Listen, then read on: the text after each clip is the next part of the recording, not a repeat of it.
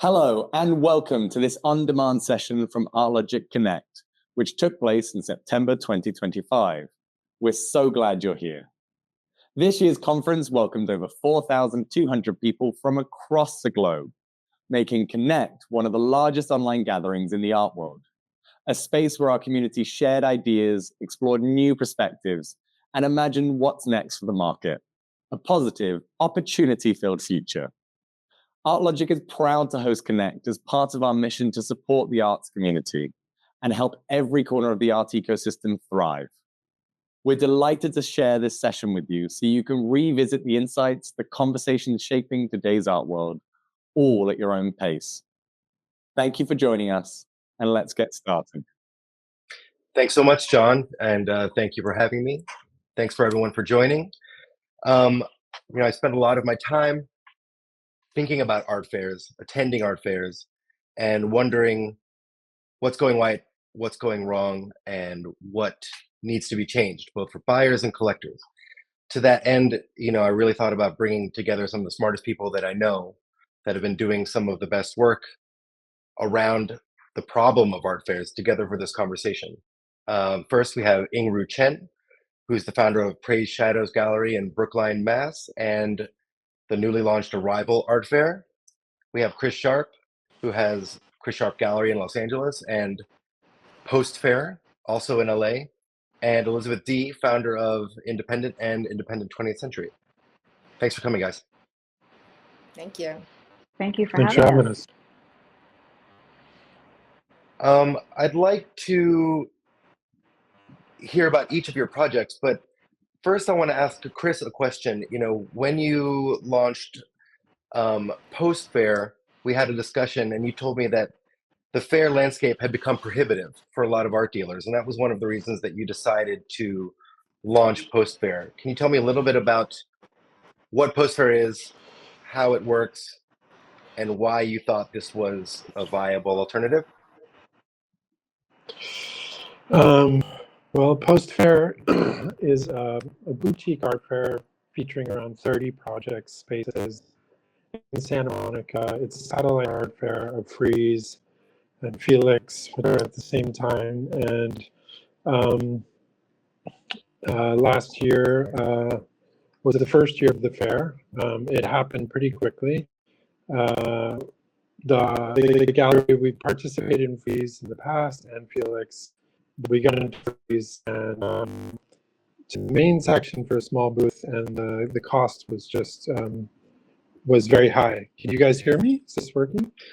You're fading in and out Can a little everyone bit. hear me? It sounds like your voice is slightly pixelated. Maybe. Okay. Is that a bit better? Yeah, I think that's better. Okay. Yeah, so we, the kind of major, one of the two fairs of the duopoly, it was just too expensive.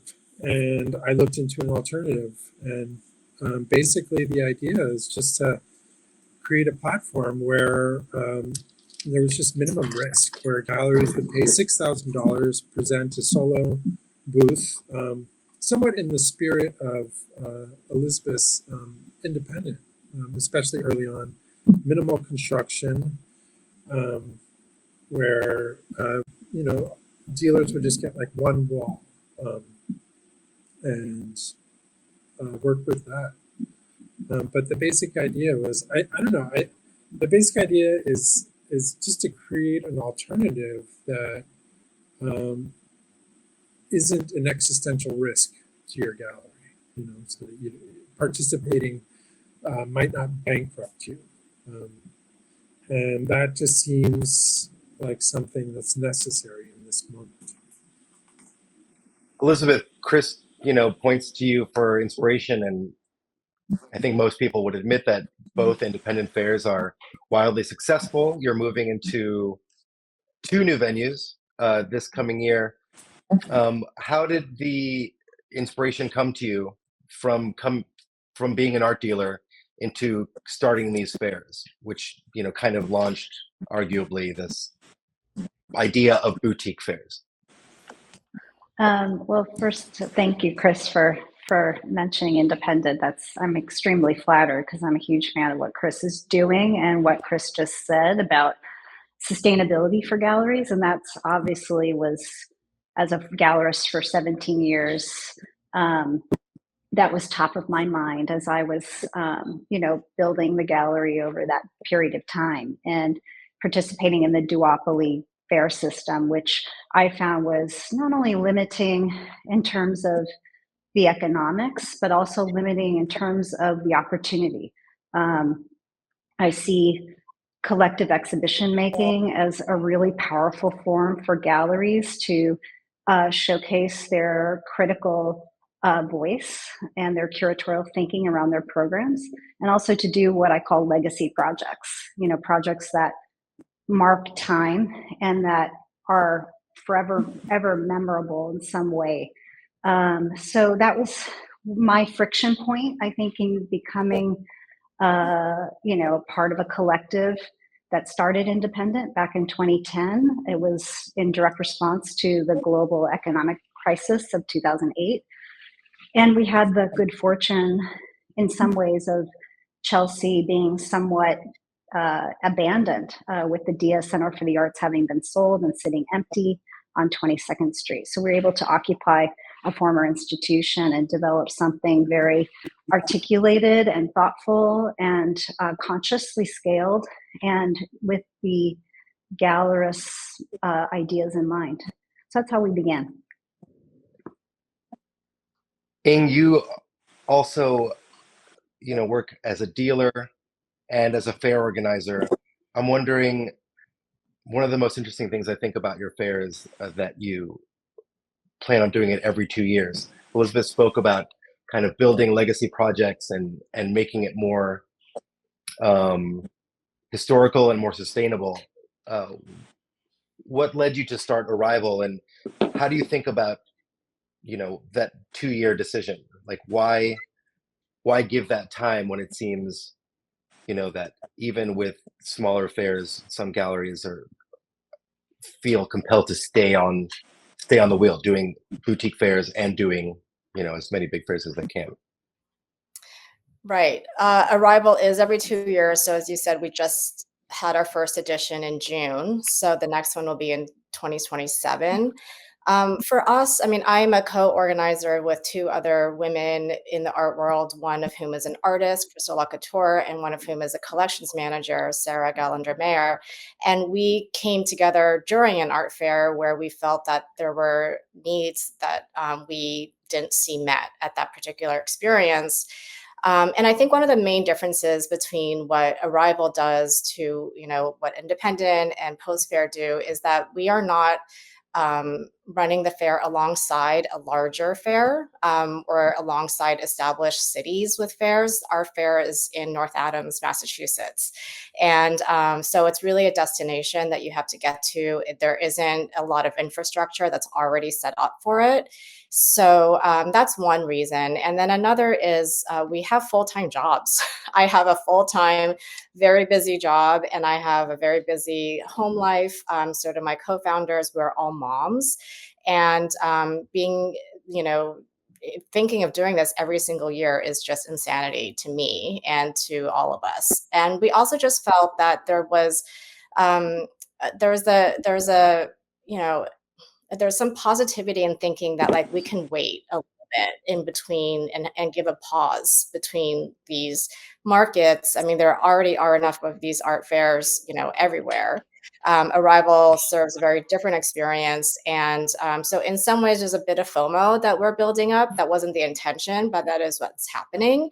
And then the other aspect is just that, I don't know if people will always want to go to North Adams, Massachusetts for an art fair every single summer, right? But definitely you'll want to go every other summer if you feel that you've missed out on the previous one. Elizabeth, you mentioned that Independent was founded in part as a response to the 2009 economic crisis. There are plenty signs that we're not doing as well as we could these days. I don't believe that we're close to 2009 or especially the crisis in the 90s, but certainly we're not in the healthiest of spots. What do you think dealers should consider when they think about attending art fairs or applying to art fairs? And what do you think about when you're looking at applications? Great questions. With regard to the market, I align with you, Daniel. I was starting my career working in other galleries during some of the late 90s recessions, and also after 9/11 and 2008, and there was nothing like those times. The art world was far smaller, and when it was almost like someone took a faucet and just turned it completely off for months at a time. So we're in a much better position now than we ever have been with regard to just a level of just a breadth and a density of collectors that we never had the benefit of having back then when I was just starting out. That being said, it's not an amazing time either, and it could be, I'd love to see it be far better, but I don't think that I already feel just in the last, and looking at our numbers from our market reports from our last two fairs in May and September, I already can see the uptick in terms of activity, in terms of sales, particularly with artists that are moving from one place to the other in terms of their career path, with good, strong gallery representation that's conscientious, and with pricing that is under $100,000, $150,000 on the emerging and mid-career side is rebuilding. So I think that next year, hopefully we'll see, some continuation of organic growth from where we are sitting right now. That being said, what was the second part of your question, Daniel? I forgot what you asked. Oh, just how do you think about what kind of projects get accepted independent? Oh, right. What Yes. do dealers like? Dealers How do need you to think feel about. dealers are? What are they thinking about when they approach you? I mean, it's more of a invitational situation. Yes. Well, I'm glad you brought that up, because all the way for the last 17 years, it's been an invite-only nomination process, which meant that we were very high touch in a dialogue with galleries, checking in with them, seeing if they were interested to come to independent or return, and if so, did they have a project in mind? Did they have a budget in mind? And then we always try and make that work. So that's continuing. The new thing for next year is that because we have done more New York solo debuts than any other fair in New York, we are sort of formalizing that, and we started an application that where any gallery in the world can apply to independent for the debut section. So what we are hoping is that we can hear from galleries that are not on our immediate radar, that maybe we don't have true visibility geographically, to make sure that some of the most talented rising artists have an opportunity to have a solo at independent. We just want to hear from galleries. So we have opened up an invitation to apply for the New York solo debuts, and that will consist of 25% of the fair. 75% of the fair will continue to be as it always has been, which is an invite-only nomination process. But in terms of where galleries are sitting right now, I see three separate camps. There are gallerists who I admire greatly, who are totally independent of the market, the system, and do not want to compromise anything. And they will only show at a fair when they can make a huge statement. And that statement doesn't have to be an economic return necessarily. It has to be justifiable, of course. But these are what I call the mavericks of the art world. And they need to live by their own rules. And every generation has a group of really phenomenal maverick galleries. And so in a way, that group is the smallest group, but it's also the group that's more independently minded, less focused on what everyone else is talking about, and maybe making good decisions or bad decisions based on what their feedback of the environment is. Then there are galleries that are very established, who became established because there are systems that were working in their favor, that were promoting either their artists or their galleries in terms of status and stature, and giving them a somewhat leverage over other galleries in the competitive landscape. And what's interesting about now and the change that we've gone through in this last 2 to 3 year cycle economically is for a lot of those galleries, those rules don't work for them anymore. And they would be what I would call kind of the winners of the last decade or two. And now they're looking around and saying, wait a minute, this isn't working. And how do I reinvent and remodel my gallery's position vis-a-vis these fairs, my gallery program, and how we're seen? And could I really evolve that narrative? So there are galleries that are in that position. And then there are the majority of galleries, which are across the board in terms of age, size, stature, reach, who are in different places. And what they're mainly focused on is trying to right size their overhead with their costs. And art fairs are a very big part of that. And so there is that. And that group is the group that I'm most concerned about, because sometimes the information that we have available to us isn't complete in its context or nuance. And I sometimes see galleries who have the ability to really make a statement and push their artists in the program forward at a fair, not taking that chance because of a perceived sense that playing it safe is much more important than moving the gallery forward at a time when maybe they're very poised and well-timed to move forward.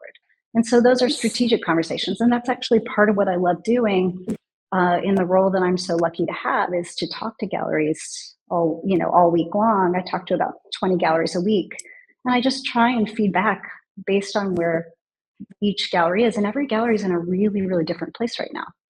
So it's hard to place too many categories on it, but those are the kind of 3 areas that I see the most. That reminds me of, bless you, what Chris said earlier. Post fair was such a joy when I went this year. You have 2 of my favorite galleries there, which were both able to stand out so significantly because of the size, PPOW and Harlesden High Street. That Harlesden High Street exhibition, that booth was phenomenal. There was these like hanging carpets that were like on the verge of being cartoonish, but they were so dynamic and fun. Chris, tell me more about this idea of minimizing risk, and how you went through the process of picking which galleries to go. There were some that I'd never heard of before. They were great, Henry Street galleries as well. PPOW is, a heavyweight to anyone who has a brain. Let me know, what was your thought process? Well, the first, what was the first part of the question again? The question about risk? Oh, just, because, you mentioned minimizing risk, and Elizabeth also, that was kind of, in a way, the founding of Independent, and helping galleries kind of make the most of an art fair situation to benefit the gallery outside of just a pure, transactional financial selling way. Well, I myself have been very inspired by different projects, ranging from, Material Art Fair in Mexico City, where I was on the selection committee for a number of years, kind of Scrappy Upstart, which was in response to a larger fair. Also Basel Social Club, by Robbie Fitzpatrick and others, which was also... What a great show. It's a very distinct model, which in many ways inspired what I did. I think basically I'm just reinventing the wheel. I feel like dealers are obliged, especially within the art fair logic, to reinvent the wheel every decade or couple decades, in that there's a kind of a general dissatisfaction builds because art fairs become too large. In some way, often for their own good. They become these corporate entities, and they have many bills, and they have sponsors that they have to please. And there's just too many moving parts. And basically, what we've done is just stripped it down to its essence, in the spirit of independent, especially early independent, where There are like no walls. We did have names of galleries, but solo presentation, and there's like no VIP opening. There's like nothing. It's very democratic in that respect. And then the entry was $10. So anyone could come anytime. I mean, of course, we give VIP tickets to collectors because they love that, but otherwise, everyone enters there, and they're all on the same level. And it's small enough. It's 30 spaces. I mean, it's pretty small, and to the point where you can see everything. It's like it would be hard to miss things in that environment. And then the other thing I think, which is really important and was inspired in part by Basel Social Club and a project I did before Post Fair, which is Place de Vosges. We're about to do the second edition in Paris. It's boutique. It's about 10 galleries. But you would like it because Harleston's participating in that one as well. It's next month. Oh, fantastic! It's all about venue. Like we found this beautiful apartment, the oldest square in Paris, which is just like stunning to see in and of itself. And I thought, how can I replicate that in Paris? And I looked around and I found this old Art Deco post office from the late 30s, which Vito Schnabel, he did a couple of shows there. So it's kind of already on the art world radar, but I don't know that many people saw that because Santa Monica is pretty far out for the LA art world.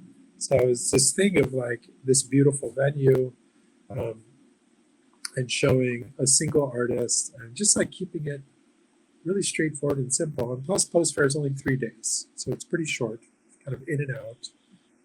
It's not too punishing for galleries. And it seems like efficiency is something that almost every dealer can benefit from or aspire to be a little bit more efficient. At least I know on my end, covering the market and art fairs, efficiency is always a problem. A big part of that is because just the sheer size of it.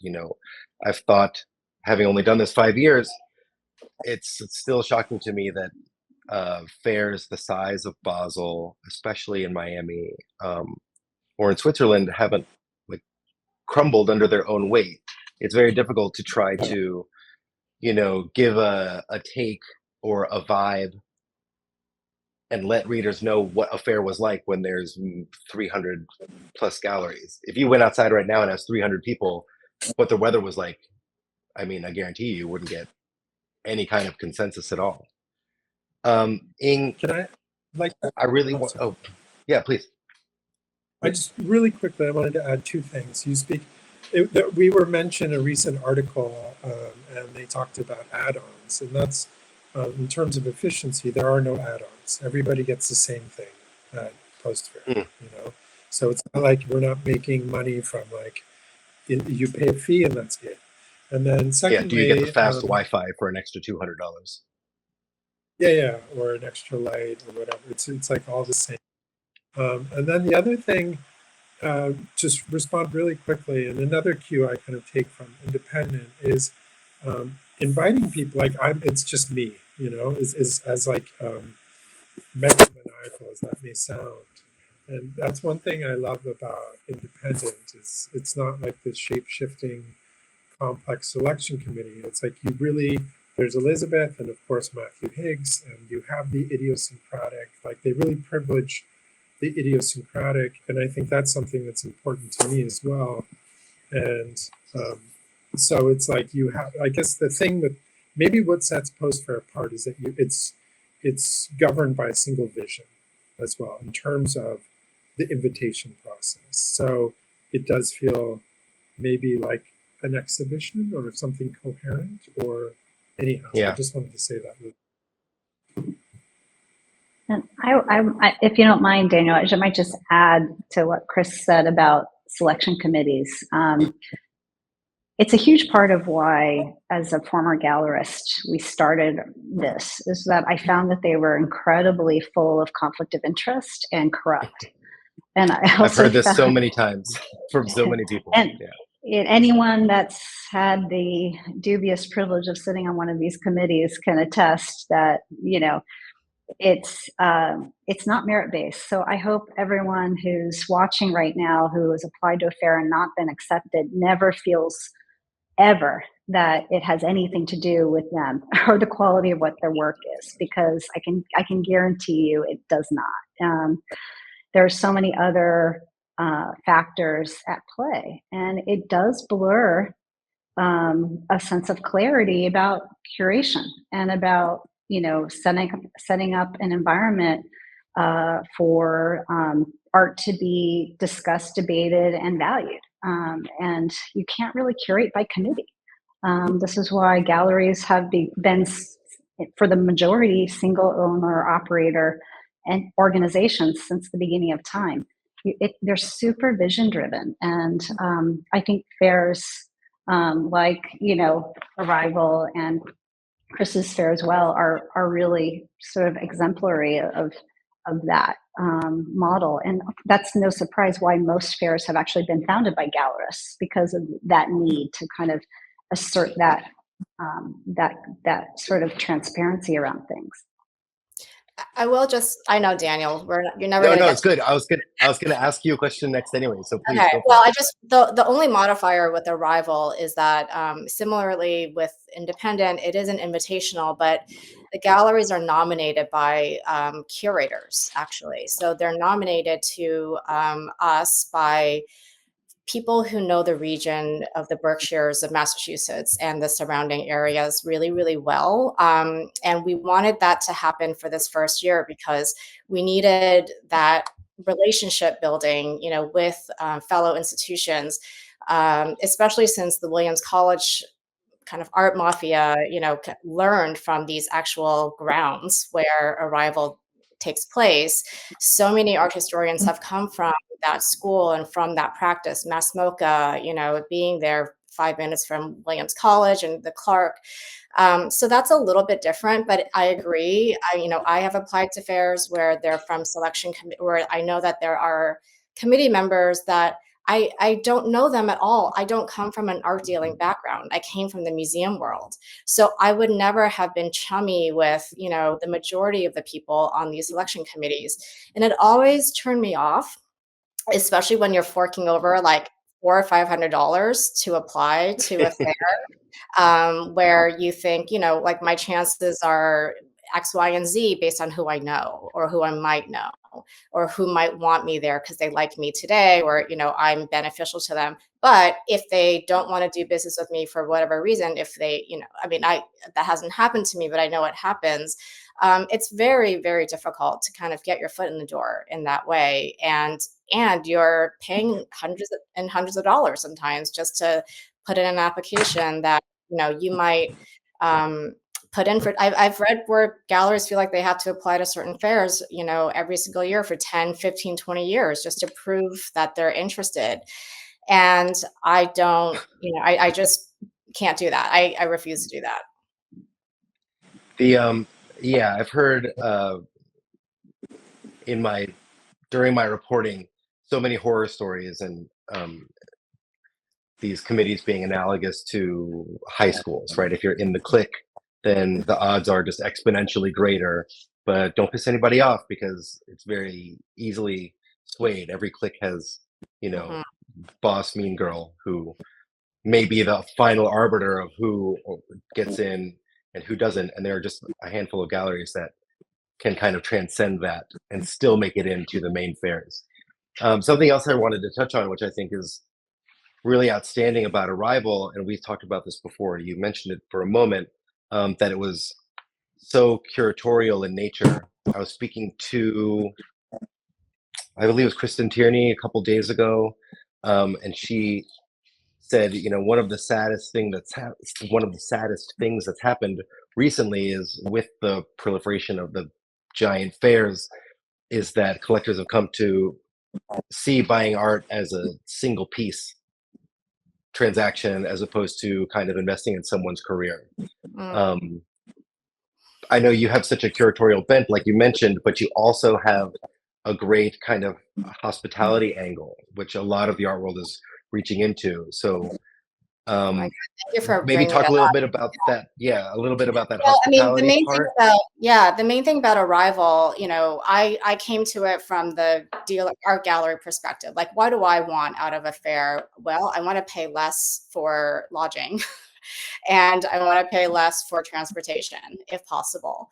You know, having spent like $10,000 plus on accommodations for myself and my staff from Miami and whatever, it's really, really tough to, you know, feel like I want to do that over and over again every single year. And so Arrival takes place in a hotel, similar to how many art fairs started, right? Especially the Armory Show, and then it just so happened that after we booked the venue, it got 2 Michelin keys. So we were very fortunate to be able to have, you know, this really outstanding, elegant venue that, you know, then became also a destination. I mean, it was already a destination, but it really became a destination. It also meant that, you know, the gallerists could stay in this beautiful room while having, you know, an exhibition experience. And the curators, as you were mentioning earlier, Daniel, that were part of our committee, I mean, the majority, 95% of them showed up from all over the country, from Texas and California, everywhere. So that was great. We also developed an acquisition fund for the Williams College Museum of Art. So some of those curators from our committee bought for the museum from the fair, and that, you know, we had to raise all that money. I mean, everything we built from the ground up. Our admission was free, you know, provided for by some very wonderful collectors and philanthropists. But the really beautiful part of the experience for me was that so many curators told me personally that they bought for themselves.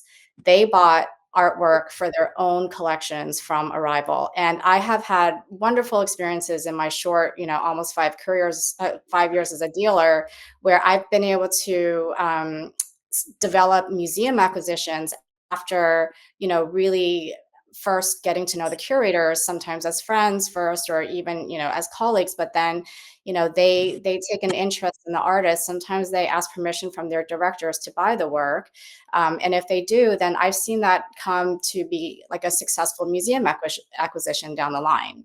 So just seeing that was really, really amazing. And, you know, these are like museum curators from the Met, from all these wonderful institutions that were surprised. They're like, oh, I could go there and buy something for myself. That was exciting. So, you know, it really was something that like broke down, I think, a few barriers that I wasn't expecting necessarily.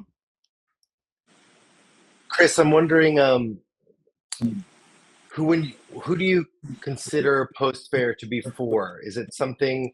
Are you kind of looking for collectors, or is it something more for the dealers, or more for the artists? Like, obviously, you want collectors to come through and buy, but again, with that minimal risk, I can't help but wonder if it's an opportunity for, you know, dealers to do something perhaps that they wouldn't be able to do at a larger or different fair. Yeah, that's a good question. You know, having done a few of these different things in these interesting venues, I noticed that one problem is the novelty of the venue, and even the novelty of, uh, of the project. I mean, I heard early on, independent was known for not selling. You know, I mean, I've heard that from people. And post fair, we did have some sales last year, but I think um, it's our main audience seemed to be artists. You know, and I feel like artists, and this is a complex question because artists often feel excluded from these larger fairs. It's like Yeah. obviously they're not for them, but a lot of artists came to post fair. It's like $10 to get in, and they feel like they could really discover and see work. Writers loved it, collectors, but I think it was. I mean, we had a really great turnout in the 3 days, but I encountered a lot of people afterwards where they were like, "Oh, I missed it. I didn't know about it," um, and you know, we'll see how the second edition goes. Ideally, I want to create something that is sustainable. I want people to be able to take risks and be rewarded for those risks. But it's always, I think, a successful fair, as Elizabeth alluded to, and also Ian, it's a threefold thing. It's like sales, number one, most important, but you want to get your work in front of curators and institutions, and then you want to get some writing if possible. And like that's if you can get those three things to happen in a fair, that's like the best possible fair. If you can get two of those to happen, it's great. And sometimes even one, it's great. So yeah, it's definitely, I don't know. I guess in many ways, and also these larger fairs like the ticket price is insane. Sometimes when I hear about Astronomical. the ticket I don't know how people afford to go if they're not It's crazy. given a free ticket. Almost $100 to go to Freeze, I think. I don't even know about the other ones anymore. And I get it. It's like it's in the end, an art fair is a trade fair. It's like it's you want the experts. You want to your demographic is people who buy essentially, but also professionals. But Yeah. I don't know. There's also the thing with the art fair as well is it happened right after the fires, and that was a big part of it. I think that happening. A month after the LA fires, I think it was really important for the community to show up and feel like there was still community. There was something to show up for. Yeah. Elizabeth, one last question before I think we move on to some questions from the audience. As the veteran fair founder here, what do you think it means that more dealers are building these fairs? Is it kind of a power grab back from the institutions? Is it a fight against kind of over corporatization of these almost monolithic mythical beasts that Art Basel and Frieze have become? Or is it just evolution and survival? Well, first, I think it's fantastic. I'm so enthused. I'm like the biggest champion of any gallerist starting their own project because that's so vital and so needed. That being said, I'm not surprised. Every generation has done a version of that, dating back to the Unfair in Cologne or the beginning of Lista. It's a rich tradition. Actually, I think Ying did a wonderful history of tradition of this during Arrival, which I greatly appreciated.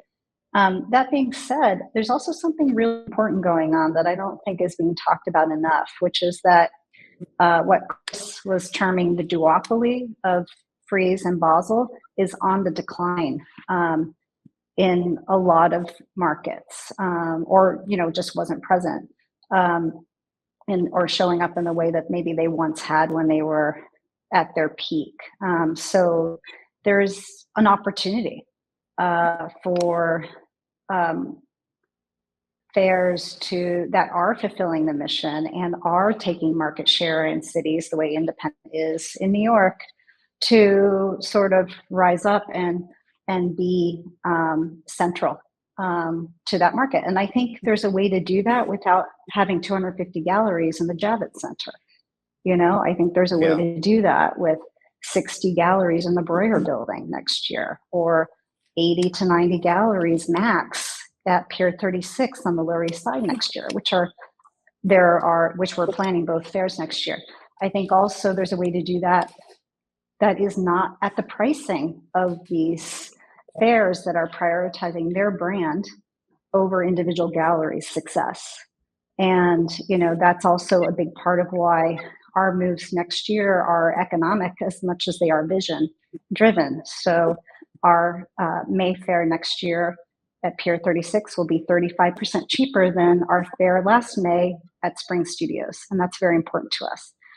Moving to the Breuer will bring down prices for 20th Century by 25%. And that's also very important to us. And, also we're a big believer in no add-ons as well. We never do that. So, I think the proposition that Chris and Ying and I and others are putting forward to galleries is incredibly significant and is going to continue to create upward and forward momentum for gallerists. And that is really what our mission is. Thanks so much, guys. I really appreciate the chat. And I believe, John, we have some questions. Yes, although I could listen to you all speak for probably another hour. So the sad time has come for me to appear and to go through questions, because then it means the session is coming towards the end at some point. We've had so many fantastic questions in from a very energetic audience and wonderful audience. A lot of people engaging with the discussion. And also connecting with each other, which is great to see in the Q&A box. So the first question is from Robbie. How important does the panel see the broader fair economy to the success of the fair itself? Which meaning around Armory, Basel, Miami, there's a whole other world of parties, shows, exhibits, retail brand activations. The fair's essential but not singular. Is it essential or is it a disruption of fairs? Anyone want to jump in there first?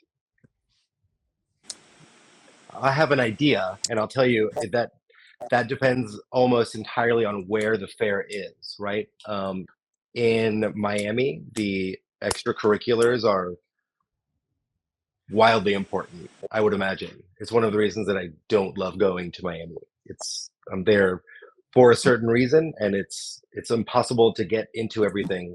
It's impossible to try to go to everything that maybe you get invited to. But more importantly, I think for people, at least for me, a fair like Art Basel Miami becomes more about trying to get to those things and less about the art. And it really should be more about the art and the artists and the dealers that are there. It just kind of becomes a mad scramble where people are there more for the parties. That's not particularly a bad thing, but then it becomes that outside economy becomes more important than the fair, at which point the fair tries to probably keep up with their own events, and it's a cycle that diminishes the art and the dealers that are there completely. Anybody else want to jump in? I mean, I think that there's a pendulum swing going on where the franchise model is waning, and I think collectors are voting with their feet, and they're asking for experiences that are more high touch and more focused around a certain level of quality. I was in Los Angeles. I actually had a chance to go see Chris's wonderful new gallery, and went to a collector's home who had a phenomenal 20th century collection, really museum caliber. And, we were talking about our modern fair, and he said he was planning to come next year. He said it would be the first time he went back to a fair in years. Yeah. Because of the crowds, because of the spectacle, because there was an intellectually engaged conversation. And there are a lot of people that, for all of the product launches and the ancillary events at night that you have, like particularly in Miami or places that are really kind of supporting that kind of engagement, you have a lot of really big opportunities to kind of bring people in that hospitality sense and actually connect them more thoughtfully to gallerists. And so I think that we're starting to see more of an appetite around that, or a response to fairs and shows that are doing that kind of work. And that's something that you see in parallel. Yeah. I agree. Just quickly, I mean, I know at Arrival, again, it was our first year. We didn't know what to expect. There were collectors that stayed from Thursday night until Sunday and attended every single event, did every single hike. Like we did a hike to preview the Clark art exhibition on the grounds. Mel Chin showed up, and, these trustees of museums were just in their high heels sometimes walking. It was just, these moments that you can't market, you can't plan for, but it's like this magic that happens because the intention is there and you kind of have the right people. To me, it's always going to be about quality over quantity. And, last time I exhibited in Miami, I missed my flight because I couldn't get off the island to make it to the airport. And I just kind of said, like, I'm done. And I didn't even leave at the end of the fair. I left, after VIP days. So there also gets to be a point where it's just too much. And I know a lot of collectors, as Elizabeth was saying, collectors and curators who now would rather not go to these events during these times because they can't get what they need out of it. They're not going to have that really good conversation with a potential collector or potential, donor. They might have FaceTime, which is great, but it doesn't. You're still going to need to do a lot of that extra work at another point in time. At which point, like, you might just do it at another point in time and go, the next month to see them. Great. On to the next question, which we have is from Brianna. Fairs can produce a lot of waste and have pretty big carbon footprints at times. How are you all approaching sustainability, climate considerations, and waste reductions for the fairs and for the future? It's a really good question. For Arrival, one of the things that we told a lot of people was that if you are in the region, just drive up in your car. You can't have zero waste emissions. Kind of, we're all moving and we have to physically move things. But we were trying to make as low of an impact as possible for what the galleries would be bringing. We didn't have offsite storage, so like literally bring what you have and put it up on the walls. I go to fairs and I exhibit at fairs sometimes where I feel like galleries are bringing a ton of work that they want to sell, and rightly so. I don't typically do that, and I think that maybe that time is, I don't know, Elizabeth, I know independent, there's live storage as well, but it's also kind of more compact and a little bit smaller. I think that's really important. But at the end of the day, you have to travel. You have to see who you need to see. You just have to be more discerning, I think, about how many fairs you do and where you decide to go. I know, Elizabeth, this is pretty important to you. Yeah, it is. It's something that it's one of the reasons why we're not going to be expanding to any cities in our future. We're committed to New York. New York is a port city. New York is a hub. And we know that we are already being efficient by being in New York City and centralizing shipments.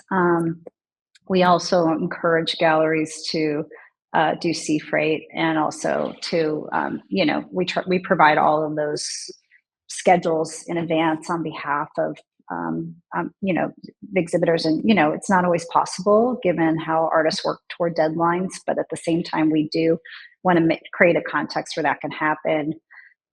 We work in buildings that are efficient energy-wise, and we, try and discuss, like, do you need to fly 4 people over here? Could you just do it with 1 or 2? We also offer staffing. We always are helping staff boosts with local talent. A lot of great people in New York who are building their resumes out, who benefit as well from the opportunity of working with certain galleries. We do everything we possibly can.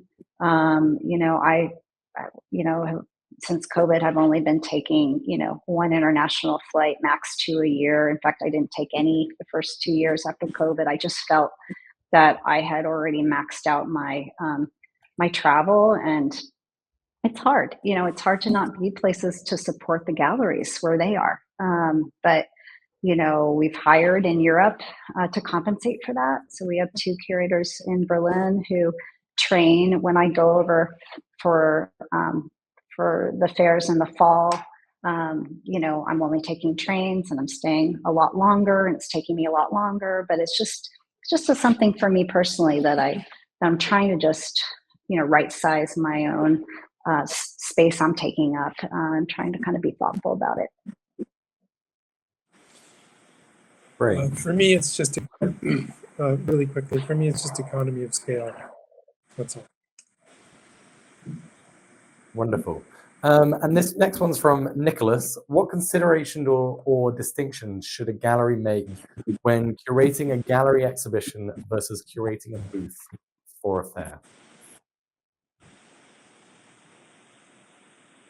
A really good question. And I think, the process, I've exhibited at Independent now a couple times, and always super successful for me from a visibility standpoint, a collector standpoint, and a financial standpoint. But I don't do it every year, and I think that's something that we would agree on. Like, you don't have to do the fairs every single year. And in fact, that's why I didn't do Miami in 2020 and now in 2025. I just didn't feel that I had the right show. And so again, it's that fear, I think, that has been instilled in some dealers, especially since I started my gallery, that like, oh, you have to express interest, you have to always apply, where I don't think that's true, and I don't know if that's valid anymore, especially as the current kind of economic situation is showing us. But I always try and do a two-person booth, maybe if I can, just because I like to have dialogues between my artists. But I very rarely do a big booth with a ton of different things. I think it's fine if you do. But I do think that an art fair booth is, for me, like versus a solo show at my gallery, which is a very long process with an artist, and it's sometimes takes a year or 2 years to develop that show. For an art fair booth, we are sometimes using that opportunity to highlight and promote something that the artist is doing at a museum around that same time. We are using that as a vehicle for more conversation, not to make that reflective of that artist's complete, body of work at this point in time. But I work with living artists. I work with artists that are making right now. So they just need a little bit more space. We always do an artist talk. So I think at fairs, they're very short. And I just, for me to show at the gallery versus a booth, they're different mentally. But artists are always excited to show at fairs. I know that for sure. It's not going to stop. I don't know any artists who say I don't want to show at a fair. Anybody else added? Yeah, I mean, I think that there's if I could, the vision I have, which would be great if more people could think about it a little bit differently, is that the gallery, in many ways, if you represent living artists, is your artist curatorial space, and you're in dialogue with them. The fair is kind of an opportunity for the gallerist to be their curatorial space. And if you think like that, then it starts to open up a range of possibilities. And if you think about each fair that you do, which, to be honest, is probably the place where the majority of everyone that knows about your gallery will encounter your program. So it really does need to have a real thought behind it. If you thought about all of your art fair participations like they were your exhibitions in your own future retrospective, what would that look like? That is the question that I encourage every gallery to think about when they want to step forward into a fair context. What would that look like, and how would that look over time?